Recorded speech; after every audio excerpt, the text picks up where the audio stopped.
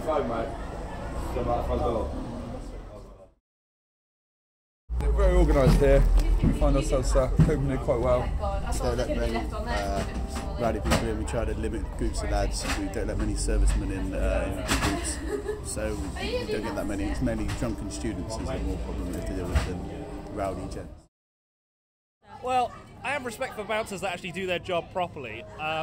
There's bouncers in my experience that have been very unfair to people who have not been doing anything wrong. Of course, there's the bouncers that do their job when they're required to do a proper job, like throwing someone out when it's needed. But there's always the bouncer which will get a bit handsy, exactly, handsy, and he'll get angry with you for the slightest of things. When we first started working there, there was a lot of issues and problems with groups of lads and things like that. But as the more years go by, you get to know the customers, so therefore you sort of whittle down what you want in and what you don't want in. So obviously the customers you do want in deteriorates a lot of the fights that go on in there and a lot of problems. So all the problems tend to be on the front door because of people we turn away. Yeah, it's just like you try and be like when you're on a night out and you don't know the bouncer, like you try and be friendly to them, and like they'll like treat you as like they're like some sort of dirt off their shoe. Like they won't be friendly to you at all. It's just a bit off-putting, really.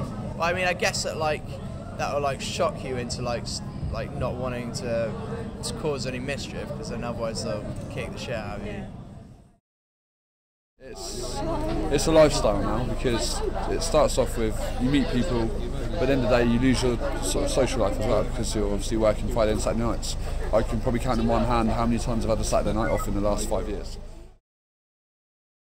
It's not about what you are, it's about how you act. And at the end of the day, if you have the right attitude to go across to somebody, if you're going to get in someone's face and give it the whole attitude, then they're going to give the whole attitude back. But if you talk to someone politely and calmly, then you tend to get a bit more respect back. So. There's one guy that lashed out.